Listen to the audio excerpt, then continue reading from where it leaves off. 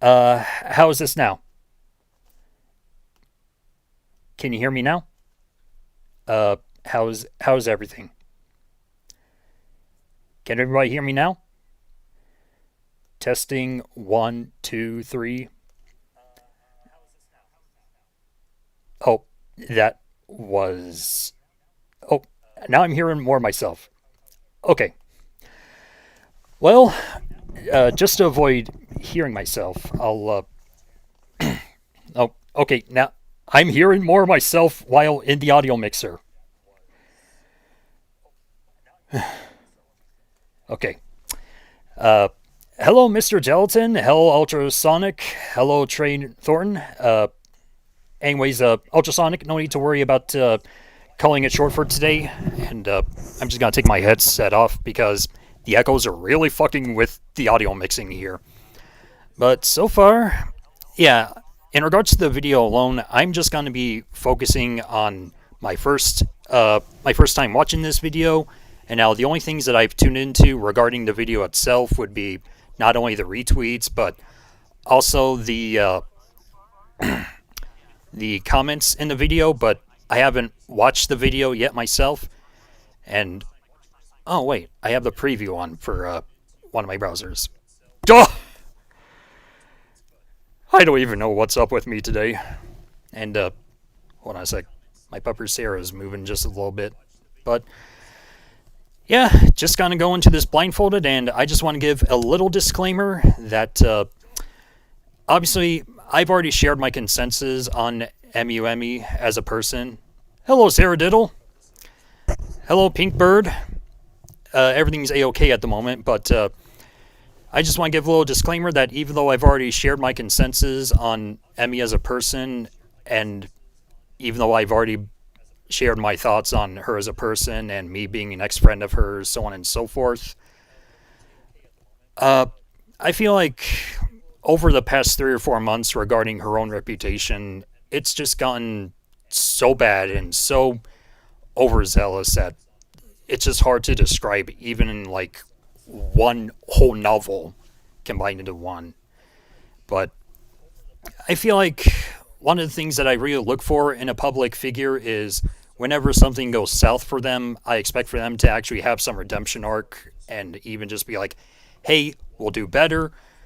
We heard your voice and we'll definitely get right on top of this. But the only problem with Emmy in this case is that time and time and time and time and time again, she hasn't actually held herself accountable and will just continue to, like I said before in a previous video, just hide in her little shell.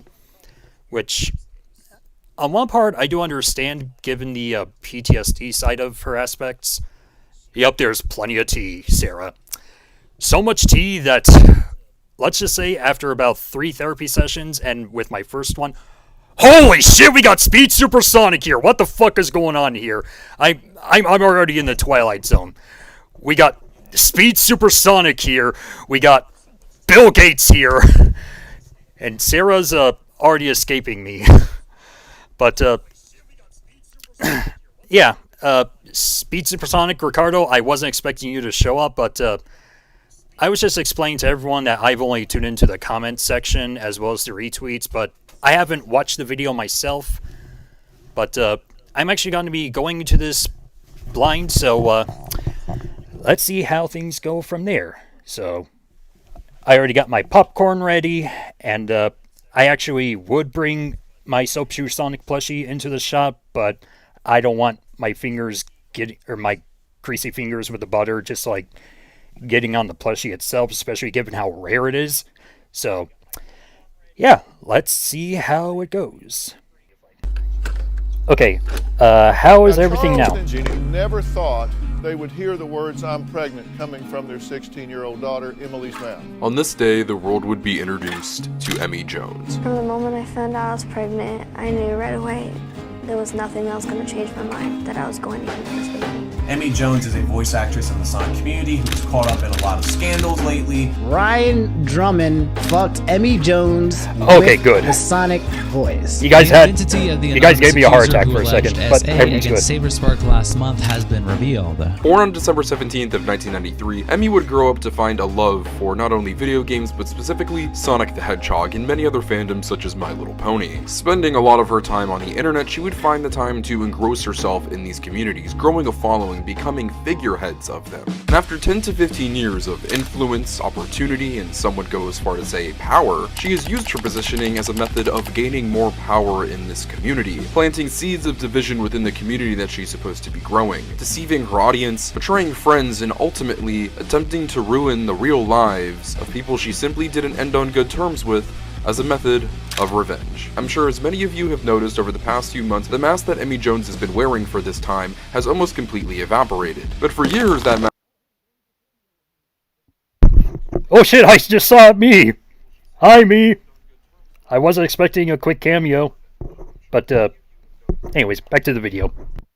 has slowly been cracking, many people trying to get through that the person that Emmy makes herself out to be has never been who she is. Over the 30 years of the Sonic franchise's existence, we've seen many notable figures, but I believe, and I say with good authority, that Emmy Jones might be the first villain that it has seen. An evil queen, if you will, that has risen up the ranks, using the persona of a sweet, innocent girl to connect herself with the inner circle of the people who are behind her favorite franchise, befriending fellow large community figures and then beheading them at the slightest showing of unloyalty, and using her audience by spreading lies, all for the purpose of money and gain. This is the fall of Emmy Jones, the Sonic community's evil queen.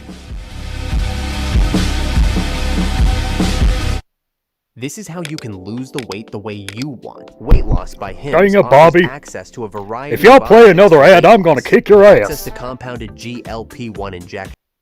Coming up. Let's do it. Dr. Phil is a unique place for a Sonic influencer to first make their appearance. Naturally, it's usually through YouTube videos. But at the age of 16, Emmy Jones would become pregnant with her child, a decision that her family was not happy about. They would then write into Dr. Phil, a very famous show where he gives advice to young children and families who are going through their own family problems. They went this route instead of seeking out a private professional. I think it should be stated first up that Dr. Phil is a terrible, awful show, while there are some true characters that have. And also, I just want to give everyone a heads up. As I mentioned before, even though I'm going in blindfolded for this, there are some things that I do know about that other people are like, oh my god, I can't believe she dealt with this.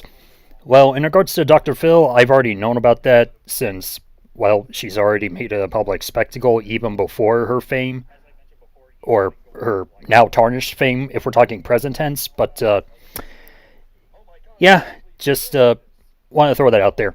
Graced this screen, and that too deserve to be called out for being awful children. Emmy, along with a lot of other kids on this show, are just confused and lost teenagers who are being humiliated in front of millions of people on national television. And Emmy was one of these kids who decided herself that she did not want to abort or give her kid up for adoption. At the age of 17, she would eventually give birth to her daughter Lucy. And I just want to state this here, we will not be discussing her child for the duration of this video. Not Okay, Ricardo, I don't mean to throw any shit at you, but the only one issue that I've seen so far would just be the childhood picture of her daughter, but that's really my only criticism so far. Because even if you wanted to showcase her daughter, you could have at least, like, censored her body or her face or whatever. You know, just like how other people do it for other people that like to post pics of any children if they wanted to. PG related pics. Just not the Vigmiano level shit, obviously. But moving on. Not only does she play little to no role in the story that we're going to be telling, but also in any of the drama or controversy, but let alone that, she is a child and does not deserve to be drug into this. But after these events, she would go on to live a relatively normal life, graduating high school, which she previously thought she wasn't going to be able to do as a teen mother, as well as working jobs. Things were pretty normal at that time. But this is around the early 2010s, where the internet is really properly getting started, more specifically, the social media age. YouTube is already at this point an established veteran website on the internet. Other social media sites like Facebook, Twitter, Instagram, it's becoming incredibly easy to share yourself and your interests, which Emmy developed a lot of. As a child, she gravitated towards a lot of different brands, but two stuck out in particular: Sonic the Hedgehog and My Little Pony, the latter surprisingly being what kicks off this downward trajectory. She became very engrossed in this community. In the early 2010s, more specifically 2012, My Little Pony really took off. My Little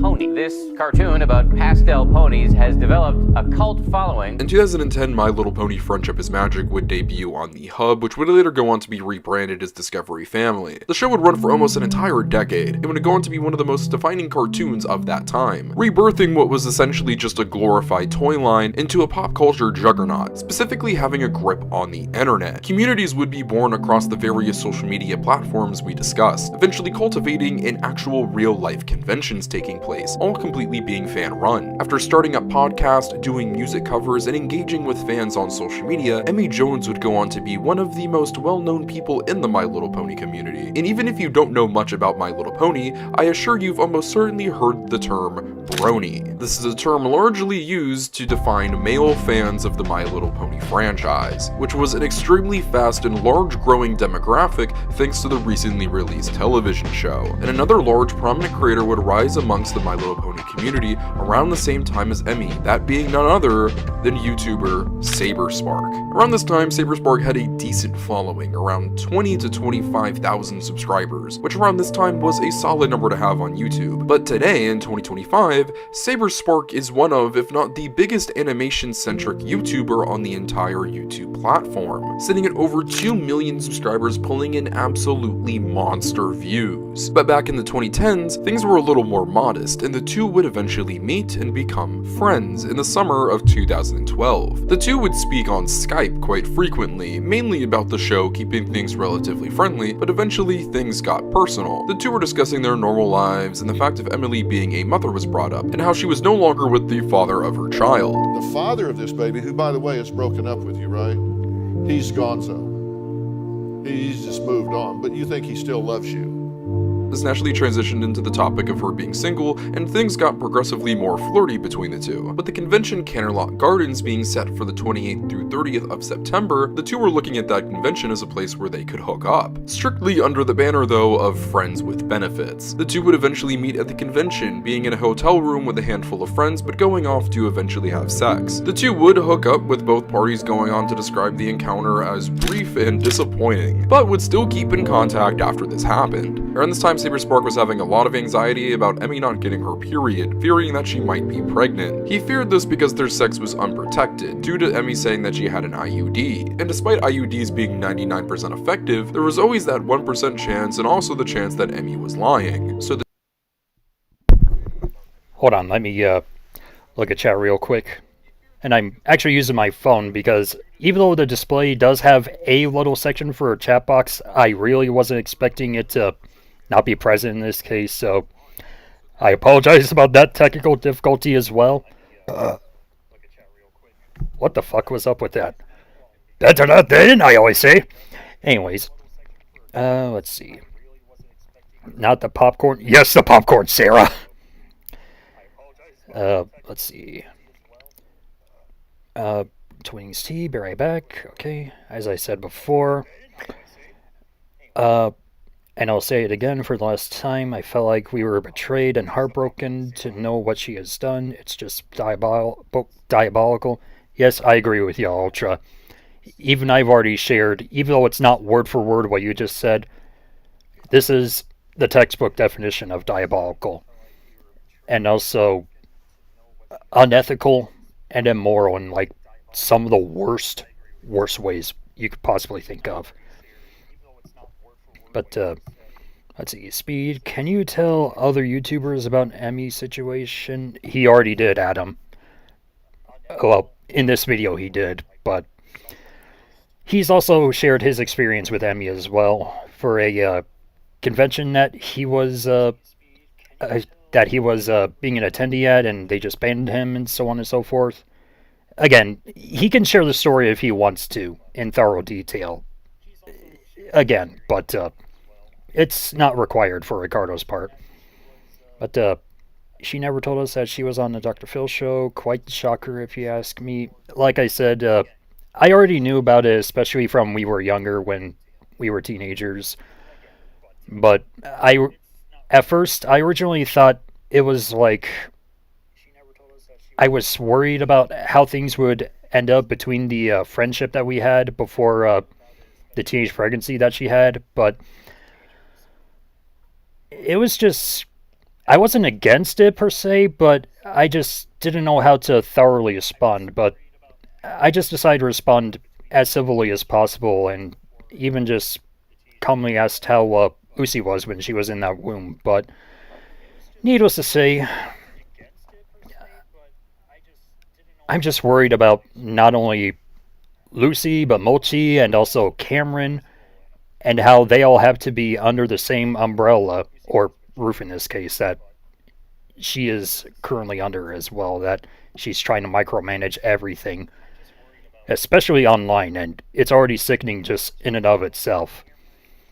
But, anyways, moving on. The two would meet up at a hotel a few months later in November of the same year for Equestria LA, another My Little Pony convention. While initially planning to take the pregnancy test, they decided to wait until the end of the convention, choosing to spend time together and have fun. They were in a relatively empty floor in the hotel, got intimate, and then went into a bathroom to have sex. After this, however, the two wouldn't be necessarily close during the convention, only really having one brief interaction after a screening of the Brony documentary in downtown Disney. As Saberspark was leaving the theater, he would look over, and once when they made eye contact, she would awkwardly fall down a wall, seeming to have some kind of medical issue according to him. But after the Disney staff stepped in and gave first aid to Emmy, Saber would eventually leave, and the two would meet up on the final day of the convention so that Emmy could take her pregnancy test, which came back negative. Confused by Emmy's recent behavior and hesitancy to take the pregnancy test, Saberspark was questioning a lot about her, and eventually pulled away from her, not texting back anymore and eventually unfollowing her on Twitter. The two at this point obviously were not on great terms, with Emily being quite upset at Saberspark for essentially ghosting her. This made conventions very weird, with there being awkward tension between the two, so Saberspark decided to reach out and patch things up before Saberspark eventually pulled away again. This lit a fuse under Emmy, a very angry one. And conveniently, while this relationship ended, an interest in another property grew. Around this time, Emmy was getting... Yeah, one important thing to bring up is that even though I've already talked about Emmy ghosting not only me, but also other people as well. In fact, I actually saw, I think it was a retweet or a comment, I can't remember which one, but there was some guy that actually did try to network with Emmy, saying that they actually wanted to get involvement with Sega, and even asked Emmy, hey, would you like to contact Sega about me and let them know about my whereabouts? And then that person just got ghosted. Like, not to be heard from after being told that. And that has been that is one of the worst side effects of Emmy's character, is her bad habit of ghosting. Let's see. Imagine if Emmy Jones is a ghost. That would be scary. Oh god, don't. If we're talking like the Sonic Adventure 2 ghost, no. Or even the Booze from Super Mario, no. But as long as it's not the quote-unquote metal band that is Ghost, that shit's garbage. I'm sorry. But, yeah, moving on. Into cosplaying, but specifically Sonic the Hedgehog cosplay. The shoot seemingly being very high quality, and her also being conventionally attractive, the Sonic fanbase took a liking. Emmy was already a pretty big Sonic fan, and with her becoming recently disillusioned with the My Little Pony community, it seemed like the perfect time to jump ship to another fanbase. And while a lot of the community was eating up her cosplays, there was one individual who wasn't. Lizzy Silvas, a longtime Sonic the Hedgehog fan who did cosplay, and largely credits the Sonic character for helping get her through a brain tumor. This is an objectively powerful story, and a lot of people within Sega or people associated with the Sonic brand took a liking to Lizzy for this reason. But Emmy became very popular very fast. You have to remember, the Sonic community... Yeah, I also wanted to bring up that regarding Lizzy Silvas, I did have interactions with her when I posted my Kamen Rider X8 Sonic Gamer cosplay, which, for those that don't know, it's essentially a fan-made hybrid of Kamen Rider X8 Level 2 and Sonic the Hedgehog combined into one suit in particular. And I did enter that in Emmy's costume contest that she was hosting for every time Halloween occurred, and I was second place. But not only did I become a meme with that suit in a good way, but as soon as I posted pics of me in the actual suit, that's when I first had my interactions with Lizzy. And at first, I thought things were a-okay between my interactions with Lizzy as a person, but until she showed me the receipts of the things that, or the kerfuffles that she had to endure regarding Emmy's actions, as well as the actions from her simps. At first, I was kind of cautious about it, and I wanted to get the word out there, but Emmy already shut me down, unfortunately, and I unfortunately fell victim in that case. But even after hearing about the Saberspark now, which I've already established, it definitely adds like a level of guilt on my part regarding Lizzy about actually trying to, I guess you could say in a way, backstab her. But not like cut her off in my life entirely, but even when I was trying to encourage her to please look at the room, metaphorically speaking, she wasn't taking that too lightly, but even just saying things like that back in the day, I still feel bad about how I treated Lizzy. But it wasn't like from a mean or malicious intent. It was just more like, hey Lizzy, this is what Emmy shared with me. You have a lot of things to explain. But even after processing not only her receipts, but also the receipts from Saberspark, Jesse Pajamas, despite what people think about their consensus on him, Chaos Spirit, insert other person there, or here there, I mean to say. It's just really hard to process everything. But I will say more about Lizzy at the end. Disabled Gaming Review says, I still am friends with Lizzy. That's good. But, again, like I said, I already feel sorry about everything. But I'll talk more at the end of the video. So, moving on.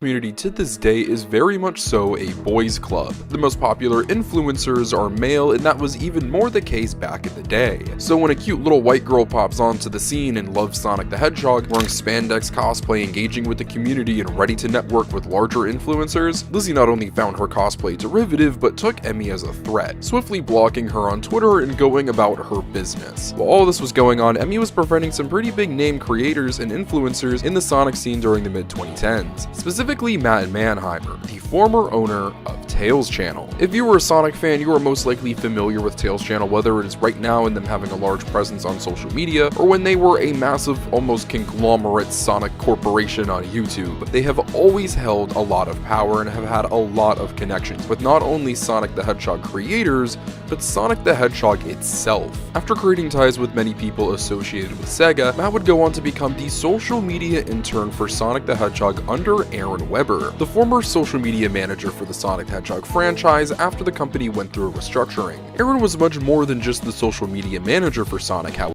Build a website you love with Wix. For your words, create your brand. However, almost completely hold on a sec. Did you see that Disney and Seth Rogen are bringing back the Muppet Show? Like, are we talking like the Jim Henson's 1970s version, or like another rendition of the Muppets? Because I actually haven't heard about that until literally just now, but I'm not against it. But anyways, moving on. Redefining the character's identity in modern pop culture zeitgeist around the mid to late 2010s as a self-aware, meta-contextual character, which had a lot of fans laughing and a lot of people looking disgusted at what they were trying to turn the Sonic franchise into. He was a part of the pitch team that presented Takashi Iizuka's Sonic Mania, the best received Sonic game at the time since Sonic Adventure 2, and also held a meeting with Jeff Fowler and Tim Miller, which a lot of fans speculate was the moment that they decided to change the movie Sonic design, which went on to reshape the franchise forever. This is an important man, and he will be playing a role very soon. Life was pretty good for Emmy. Around this time, she noticed that Lizzy blocked her. Confused as to why, she added Tails' channel and YouTuber Steven Nux, which directly led to dogpiling. Not just that, but truly a really fucked up reply came after saying, jealous of attention. She feels she should be getting attention for beating cancer when I'm just a pretty cosplayer. A truly fucked up and heinous thing to say about somebody. And from this point forward, Lizzy vowed revenge on Emmy Jones. Now, while yes, Emmy did start this situation off incredibly poorly, recruiting creators and their fans to attack her, and tweeting an incredibly insensitive comment, Lizzy to this day has made it her mission to destroy Emmy Jones, creating an at this point one-sided relationship with her where she has harassed, stalked, even sent the cops to her home. I've called the police station before and they gave me the number, and it's happening by this person. Her name's Elizabeth, and she's been like stalking me. Now it should be noted that Lizzy is not mentally well, and I think that comes off quite apparent, but at the same time that does not excuse the actions of Lizzy. Well, yes, she was wronged and horrible things were done and said to her, it does not excuse a lot of her actions after that point. A lot of other videos on Emmy Jones on YouTube cover a lot of... There we go with the cameos of me again! Moving on. Lizzy's stuff, and go far more in depth in the drama between these two than we will be today, but they were almost made in cooperation with Lizzy, who isn't the most reputable source. She would even reach out to me to help me with this video, but naturally I wouldn't respond, as this is meant to be an objective, unbiased look into Emmy Jones's fall. So this is the only time we will be talking about Lizzy and her relationship with Emmy in this video. But Emmy was doing great, her songs were blowing up, she was truly becoming one of the biggest figures in the community. She got a spot on the Sonic Central YouTube channel, a middling Sonic the Hedgehog collective of the era, but did consist of some pretty big name content creators around that time. And something else that happened is that she became the Sonic community's most eligible bachelorette. I'm sure you all have been waiting for it. Emmy is most known for sleeping with former Sonic voice actor Ryan Drummond. A little background on Ryan, he was Sonic's first video game voice actor starting in 1998 with Sonic Adventure, all the way up until... Yeah, one thing I will say, and I just want to say I don't mean to brown nose for Ryan Drummond, but I've already mentioned in my first video regarding Emmy is that even though Ryan was a very cool guy when I actually met him in person, and even when I first got into Sonic Adventure was my first that got me into the franchise on the Dreamcast, and even just by looking at the autograph that I have now of my copy of Sonic Adventure, I just... Oh, and also Johnny, too, from Saga My Johnny. I just don't know what to think. I mean, one part of me is feeling sorry about him actually being gaslit into needing to fulfill Emmy's needs. But in present tense, I don't know if he's still interacting with her. But if he is, I feel sorry for him. But another part of me is also thinking that, especially with the affair that people have shared regarding Ryan, I don't condone him essentially cheating on his wife at the time regarding that. So, I don't know.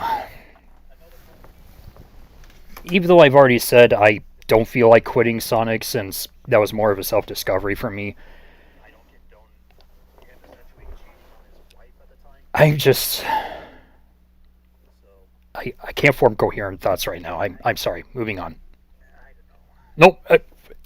I just hit full screen on my end. 2004 with Sega Superstars. By this point, he was already over 10 years removed from his tenure as Sonic the Hedgehog, and despite being very young but still around the scene at that time, I can tell you he wasn't incredibly involved with the fan base just yet. Not until 2020 did you see these former voice actors popping out in conventions, doing signings and interviews, so them not only having a relationship, but a relationship this intimate was definitely a novelty at the time. Outside of the fact of a former official Sonic voice sleeping with a fan, the biggest controversy that arose from this is that a lot lot of people put this under the category of an affair. At the time, Ryan Drummond was indeed married to his wife, with his wife not filing for divorce until 2018 and it being finalized in 2019. In 2016, Emmy Jones claims that they were simply separated. When you and your partner fully agree to separate from each other and that your marriage is essentially finished outside of court, it does not fall under the guise of cheating. You both have mutually agreed to go your separate ways, but due to Ryan and his wife having multiple children, this made the divorce more complicated, which made it take more time, and notoriously, divorces that include children extend the process exponentially. As a child of divorce myself,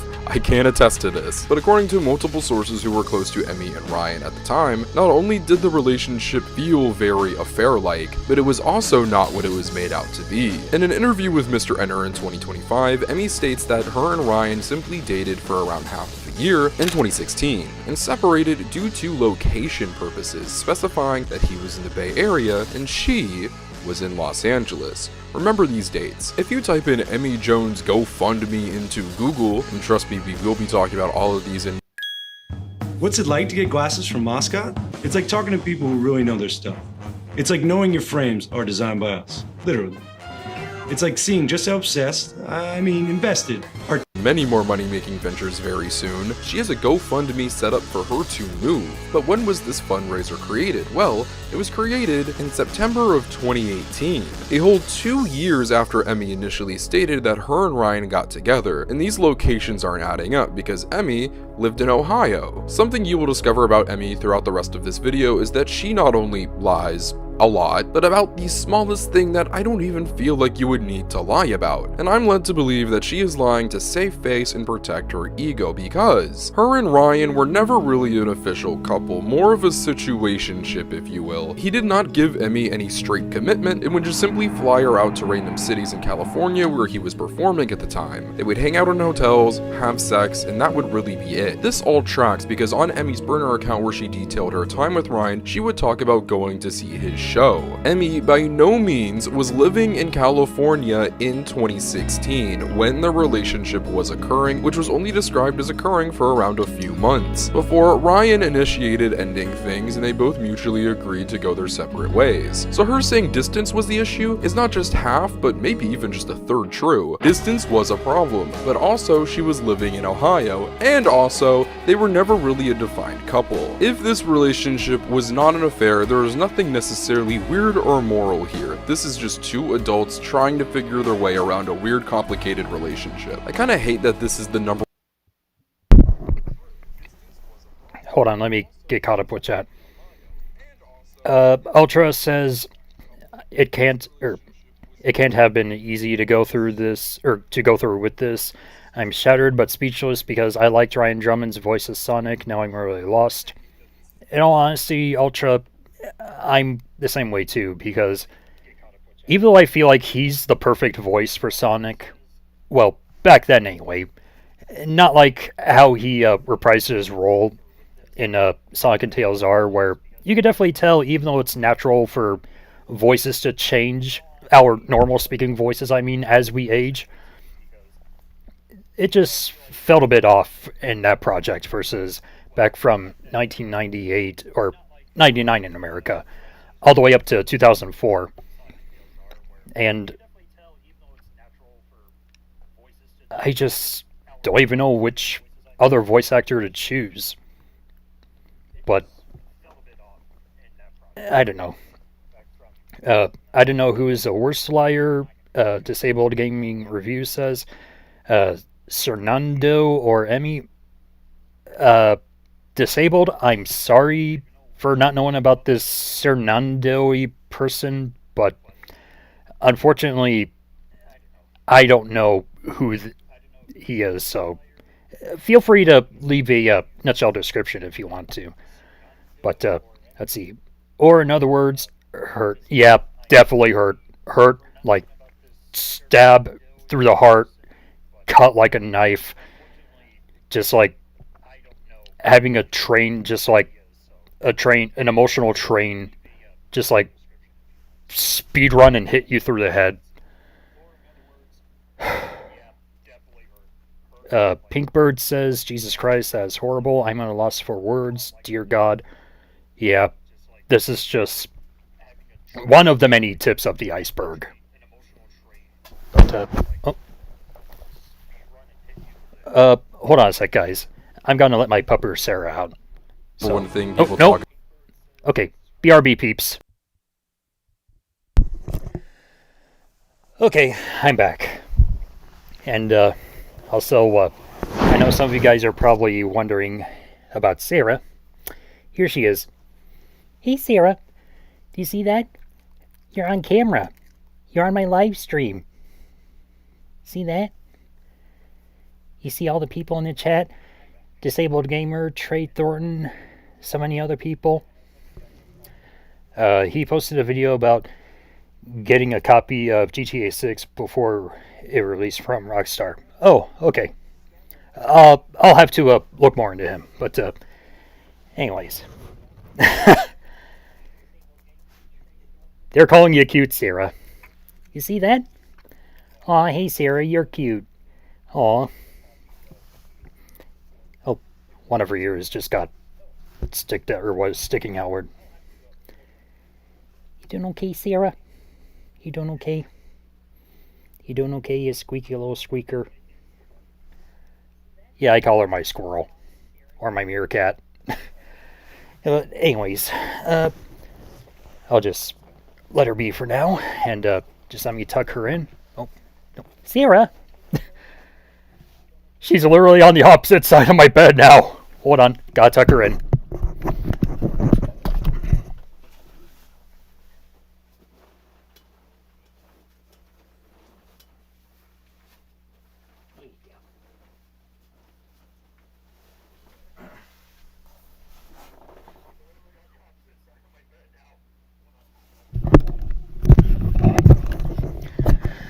Okay. Let's see. Oh, Ultrasonic says, guess you could say she definitely has earned an Emmy Award for the most diabolical Sonic fan in existence. Oh my god! Jesus Christ, that is a sick burn, dude. Well played. But, anyways.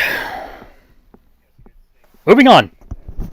About when it comes to Emmy Jones, because it's usually just boiled down to haha, Sonic's former voice actor slept with a fan voice actor who's like 20 years younger than him. And also, you know, they use the voice. Only God knows why somebody would be attracted to the sound of Sonic the Hedgehog while getting their back blown out, but the last thing we do on this channel is kink shame, so if that's what she's into, that's what she's into. At surface level to a normal person brain, this is really just two people having sex. If this truly was an affair and Ryan and his wife were separated, and frequently whenever this comes up, this is used as a smokescreen that covers up bigger controversy that comes later down the line with Emmy Jones, but unfortunately for us, her love life isn't done just yet. Once when her and Ryan separated, she must have gotten really into voice acting. Around this time, Emmy was becoming just as well known for her Tails impersonation as she was for her song covers. People doing Sonic voices is nothing new, as there were a lot of prominent people doing voices of characters around this time in different fan projects. One of those people was named the Blue-Eyed Fox. They were set to appear in Sonic the Wrath of Nazo as Tails, until they were replaced by also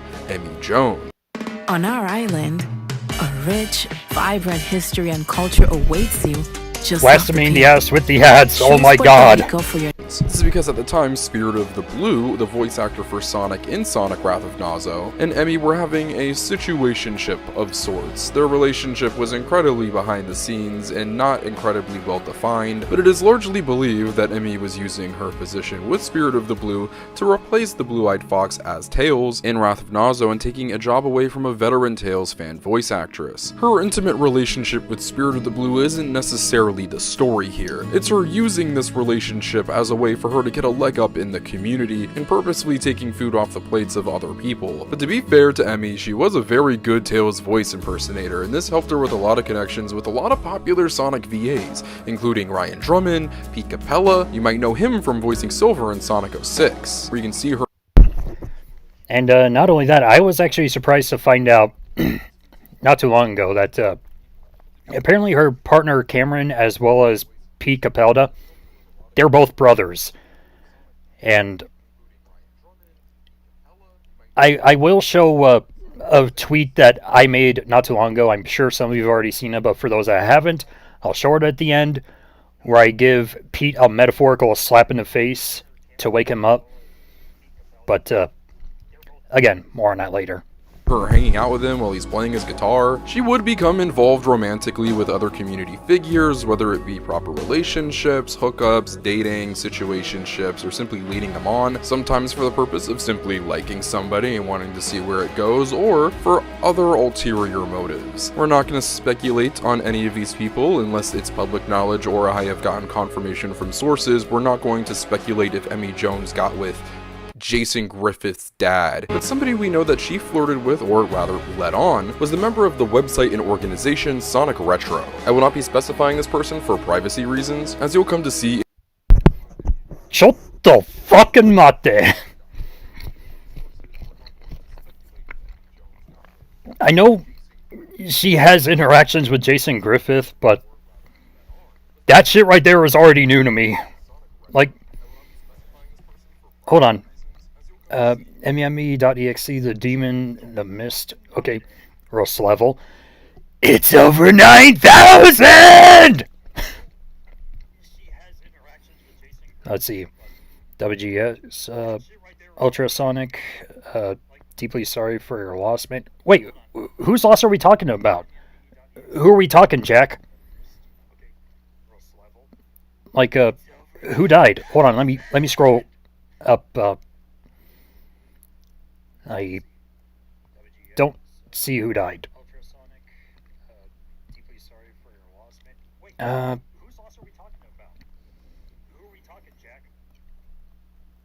Oh shit, Ultra, did somebody die? Oh my god. Whoever passed away, my condolences. But there's a saying that goes, never look up to your idols. I've at least heard of the phrase, never meet your heroes, and even I shared this in a previous video. But it even showed the proof that even for the people that like share their most positive image out there, or their G golly look from the exterior, it's just a veneer. And that's even something that I had to learn with Doug Walker. And I know somebody in one of my videos actually shared a link about Doug Walker's quote-unquote resurgence, just being like, you might want to double-check that, Chief. But even after all that came out back in 2018 regarding his scrutiny, Mike Machad's scrutiny, his brother Rob's scrutiny, Doug's brother Doug's brother Rob, that's what I meant to say. I still don't feel like trusting him, even after what came out. But anyways, let's see. Because when you start to see through the cracks, you know it in your heart. You gotta do the right thing and put yourself forward. I agree 150%. Oh yes, it was Silent D Productions who passed away a few years ago, and I wanted to pay respects to our good friend. I don't know who Silent D is, unfortunately, but I'm still sharing their condolences, as well as towards this person's friends and family. And there's also something Pinkbird just posted. You ever heard of this line from Disney's The Incredibles? You can never count on anyone, especially your heroes. It's been so long since I've seen The Incredibles, but I do remember at least hearing something along the lines. I can't remember, was that Mysterio that said that line? But needless to say, yeah, we're already agreeing the phrase, never meet your heroes, still abides by almost any person. And it can even come off as like a complete 180 where you say, oh, this person never did a bad thing, and then a couple of months or years later you actually see the details and you're like, holy shit, I regret this decision. Ultra says, yep, that's a good way to put it. But yeah, moving on. In future controversies that we'll get into, harassment from Emmy and her audience plays a big role and is obviously an awful thing to do, and the last thing I want to do is incite more harassment from those people, so when something is not entirely public knowledge, please understand when I choose to exclude their names. This is a part of the story where I'm gonna need you guys to hold on to your seat. Literally as I'm watching the video, stock footage of people eating popcorn while I'm also eating popcorn. It's almost like I predicted the future. Okay, I didn't. Belts and maybe grab a snack. Sonic Retro is a very mysterious but also very powerful organization in the Sonic community. Despite being a fan site, they hold a lot of power within the fan base based off of how long they've been around. People a part of Sonic Retro have been a part of the fan base since the 90s era. They are Sonic fan veterans and are very possessive over the community and franchise. This has led to great opportunity for members of Sonic Retro, including Sergio Monaligre, who would go on to become the social media coordinator for Sonic the Hedgehog, once again under Aaron Webber. Now, why am I talking about this random Sonic fan site outside of the fact that Emmy associated with one of their members? One day, Emmy was given the script for an upcoming Sonic game by the name of Sonic Forces by none other than this unnamed Sonic Retro member. How he retrieved this or got his hands on it, we're not entirely sure. There's been speculation that his Sonic Retro associate who worked at Sega at the time got him this, but once again, we're not here to speculate. What we do know is that Emmy would go on to Discord later that night and would go on to leak this script. For those around the Sonic community at the time, you would remember Sonic Forces script being leaked. And yes, it was from none other than Emmy herself. This was a draft from 2016 with notes given from somebody with the initials of AW. Somebody around that time that shared those same initials was Aaron Webber, someone that Emmy recently became very close to, thanks to her connections with the aforementioned Matt Mannheimer. With Asana, AI teammates are here to help level up your goals. Everybody say it with me now. We make up our own rules. Of Tails channel and Sonic Retro members. And not only did Emmy leak this script, she leaked this script from Webber's apartment. And no, not just because they were friends, Emmy... Yeah, I did see a retweet on that regarding what's been retweeted from one of Rick's posts regarding this video. Or Ricardo, I mean to say. And that detail, even though I wasn't tuning into the news regarding Sonic Forces before the game came out, I was actually surprised to find out that little detail has been actually confirmed in this case. Like, why do something that goes against NDA-related stuff, even if you're an influencer or a public figure that's getting all the juicy, brand spanking, shiny magnum opus deals, or whatever you want to call it.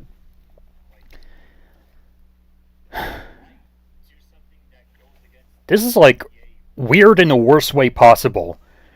I mean, I know I'm considered a weird person myself, but I'm more like on the lines of Weird Al levels of weird. And also JoJo's Bizarre Adventure levels of weird. But this is the kind of weird I'm not fucking dealing with here. Aaron were seeing each other at the time. I'm gonna fire over an allegedly here for legal purposes, but as you're seeing on screen right now, I have multiple testimonies from people who were close to Emmy and Aaron at the time. Now this is one. Oh hey look, the completionist, another person that also committed a fraud. And also allegedly. Sorry, I didn't mean to say confirmed, even though it just said allegedly in the video, but the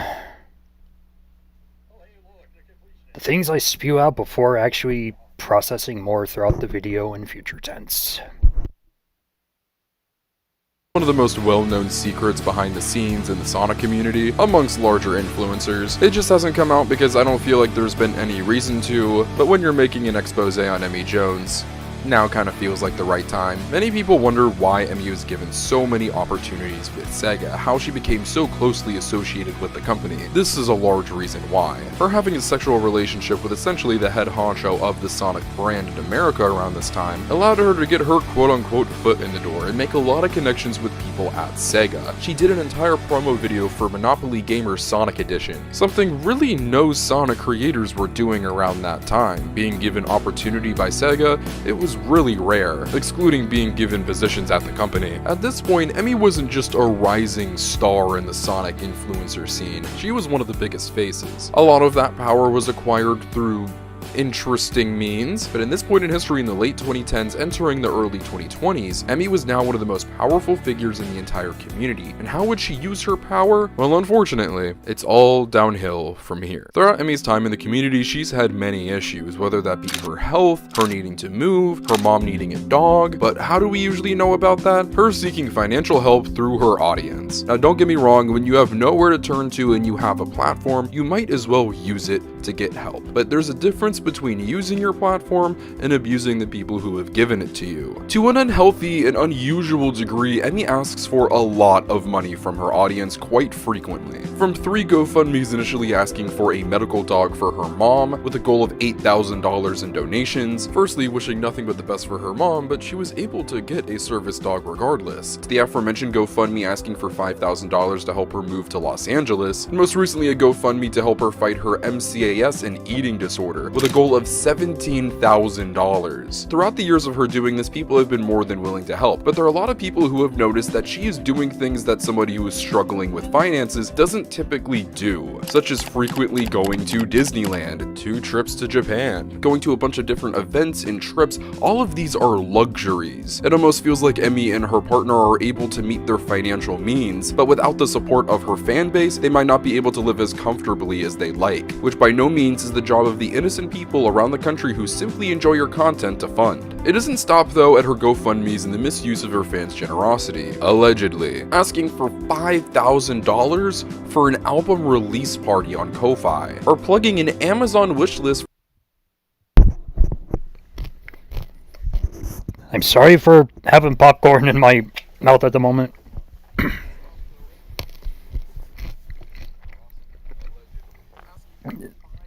That $5,000 for an album cover, or for an album, I know it takes money to actually produce music and create things and try and get your name out there as much as possible, but I feel like that should have been something that Emmy herself should have been saving up in her own bank account, just to help pay off what she needs for her career. But this is like Butch Hartman levels of greedy. And now, for those that don't know, Butch Hartman, creator of Fairly Odd Parents, Danny Phantom, 2 other cartoons I'm not familiar with that he also worked on for Nickelodeon. At one point, he actually wanted to launch his own streaming service called Oaxis, and he treated it like, excuse me, and he wanted to treat it like a GoFundMe kind of campaign. And one of the goals that he wanted to achieve is that if you donate $250,000 to Butch, he'll have you be a voice actor in one of the shows that he's working in. And even when I tried looking into voice acting myself before eventually quitting getting invested in it, not just because of the level of competition going on, but also because of AI fucking shit up. Last time I checked, if somebody says, hey, give me X amount of dollars, I'll let you be in this show, that's not how getting a gig works in this case. And if I'm not mistaken, I think also the agent gets like 10% of that pay cut. So it just like, why the fuck would you even do this? Moving on. For people to simply buy her things. Now yes, this was during COVID time, so a lot of you might be saying, oh, she might have been asking for essentials. Well, you would be correct, because she got... Ready to lose the hat and regrow the hair? With Chews by Hims, you can regain your hair and your confidence.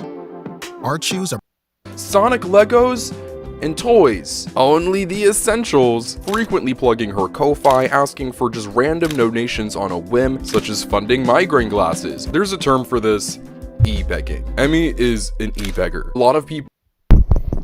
Yep, e-beggar, just like Darkside Phil. But that's a whole different can of worms. people, including big figures in this community, have problems, go through things, have health issues, including myself. But in my time in this fan base, I have not seen somebody ask their community so much for financial backing for the smallest, most minute things. Maybe it's the way I was raised, but I was never taught to ask for handouts. And I was especially not taught to take that money that generous people gave me to turn around and use it on luxury. Now, it doesn't stop there, unfortunately. It actually gets worse. Emmy Jones has a Patreon, of course, why wouldn't she? Where she is currently making over $400 a month. It was.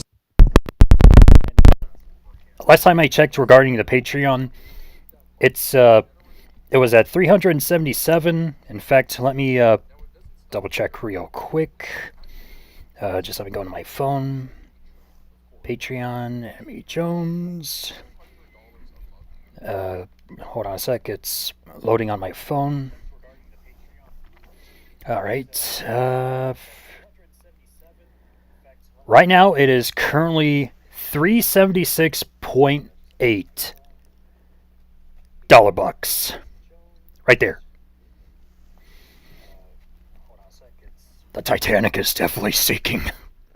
Was higher, of course, at one point, that she hasn't updated since August 3rd of 2024. The purpose of Patreon is to supply your fans with content, whether it be exclusive content, early access to content that will eventually become public, behind the scenes updates, what have you. But to sit there and collect hundreds of dollars from your fans and supplying them with nothing is insane. But maybe Emmy doesn't view it that way, because they are still gaining access to something.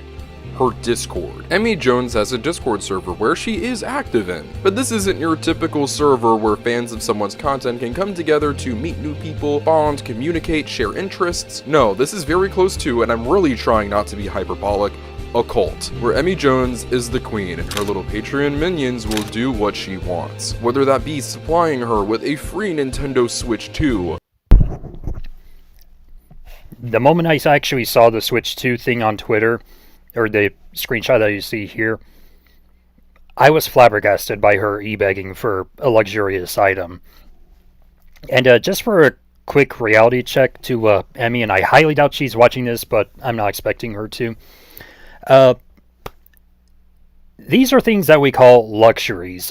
And the thing of it is, if you can't afford luxuries, then you need to actually start saving money up, especially since you have not only your child, your fur baby, you also have your partner, and also the roof over your head, bills, electricity, I mean to say, all of that stuff. You need to put all that focus onto actual stuff like that. And yes, there are things that people do like to go over budget for. I mean, I kind of did with this little fella right here, but there's a reason why people save up, especially if they're a collector. But, well, I'm never listening to Emmy's songs ever again. Preach.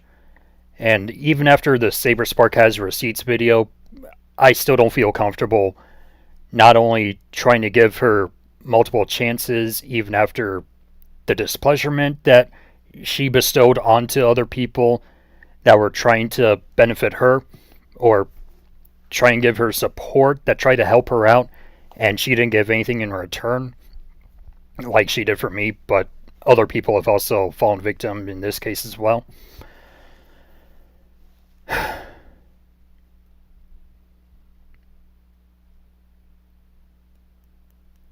This is like as entitled gets.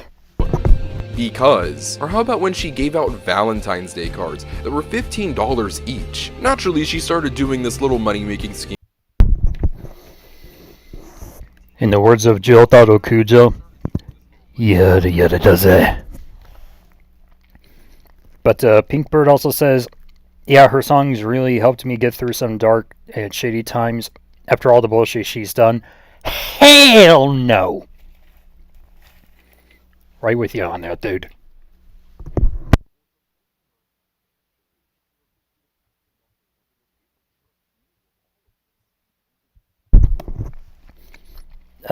Alright, Chad, I better get some sleep. It's way past bedtime and I need my rest. Okay, good night. Oh, the video's muted again? God damn it. Anyway, Ultrasonic, hope you have a good night. Thanks for tuning in, and please know that if you need anything, we're all here for you. But, hold on, let me double check the audio. Let me try backing up just a little bit and switching screens. Oh, please don't tell me I have to restart the stream. Oh, I literally haven't clicked a single thing on OBS.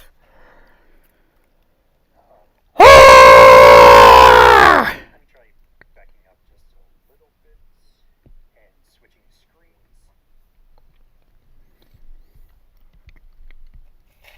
I would scream louder, but that's really all I got.